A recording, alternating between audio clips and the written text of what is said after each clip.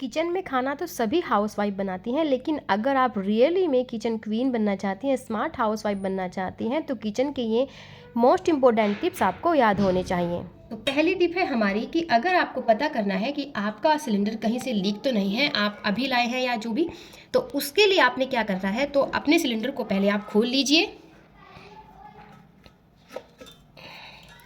खोलने के बाद आप इसमें थोड़ा सा पानी डालकर देखिए।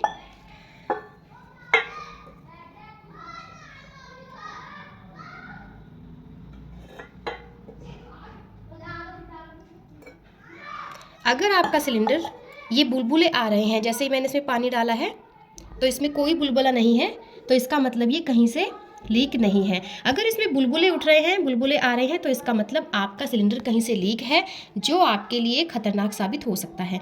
तो सिलेंडर लाने से पहले आप ये चीज़ ज़रूर ट्राई करें, ताकि कोई ऐसा हादसा ना हो जिससे आपको नुकसान उठाना पड़े। हमारी दूसरी टिप है छोले।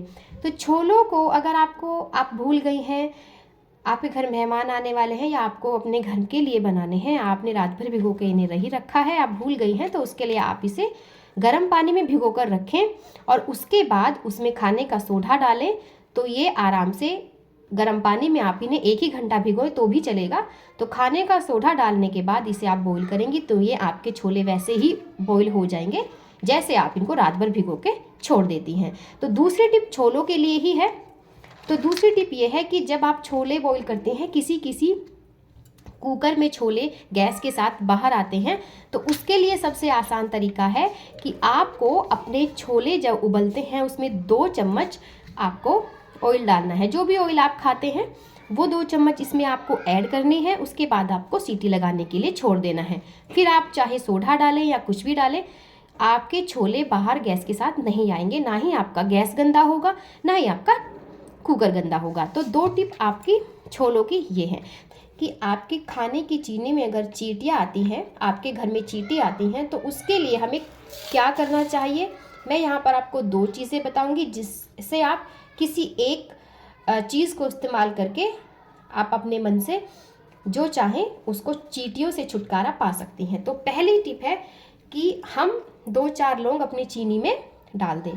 तो देखिए, ऐसे लौंग डालकर आप अपनी चीनी के ढक्कन को बंद करके आराम से रख सकती हैं। और अगर आप इसमें लौंग डालना नहीं चाहती हैं, तो इसका दूसरा रास्ता है कि आप उसमें थोड़ी सी, जितनी चीनी आप इस्तेमाल करते हैं घर के लिए, उस चीनी में जो आपकी चाय की पत्ती होती है जिससे आप चाय बनाती हैं, वो 1 चम्मच चाय की पत्ती भी उसमें ऐड कर सकती हैं। तो देखिए, मैं ये चीनी जो है चाय के लिए इस्तेमाल करती हूँ, इसमें मैं 1 चम्मच चाय की पत्ती ऐड कर दे रही हूँ। ये देखिए,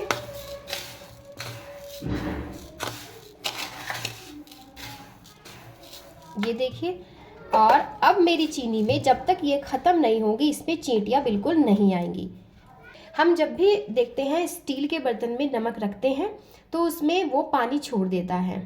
तो इस केस में नमक हमें नुकसान देता है, हमारी हेल्थ के लिए अच्छा नहीं होता है। तो आप नमक को हमेशा स्टील के डब्बे में ना रख के आप नमक हमेशा प्लास्टिक के डब्बे में ही रखें। वो आपकी मर्ज़ी है, आप डब्बा कैसा इस्तेमाल कर रही हैं। प्लास्टिक के डब्बे घर पे बहुत पड़े रहते हैं, तो आप उसी में नमक रखें तो ज़्यादा अच्छा रहेगा।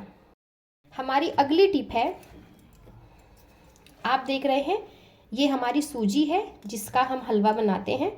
तो सूजी के लिए हमें क्या करना है, जैसे सूजी में कीड़े पड़ जाते हैं, कीड़े पड़ने की समस्या बहुत रहती है, जैसे बरसात आती है तो हर चीज़ में हो जाता है, लेकिन सूजी में सबसे पहले कीड़े पड़ जाते हैं।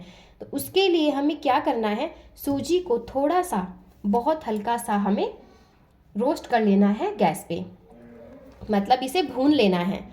आप घी ना डालें, ऑयल ना डालें, कुछ नहीं डालें, केवल हल्की धीमी धीमी आंच पे इसे आप भून लीजिए और इसे फिर स्टोर कीजिए। तो ये मेरी सूजी अभी अभी आई है और मैं इसको भून के ही अपने घर में स्टोर करके रखूँगी। फिर कुछ भी हो, मौसम अच्छा है बुरा है कोई फ़र्क नहीं पड़ता।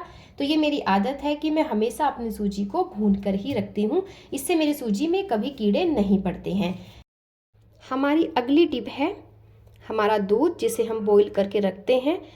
तो क्या होता है, कभी कभी हम दूध को छोड़ देते हैं बॉईल करने के लिए और कुछ काम करने लग जाते हैं तो वो उबल कर बाहर आ जाता है, जिससे हमारा बहुत नुकसान हो जाता है। उससे बचने के लिए आपको क्या करना चाहिए कि आपको अगर आदत है तो आप एक काम कर सकती हैं, दूध को किसी भी केस में आप लो फ्लेम पे रखती हैं या आप हाई फ्लेम पे रखती हैं, कोई बात नहीं। आप दूध में थोड़ा सा जो घी होता है आपका, जैसे आप खाती हैं, तो थोड़ा आप कोनों कोनों पे ऐसे लगा दीजिए। ऐसे लगाने के बाद आप दूध को बॉईल करने के लिए छोड़ दीजिए।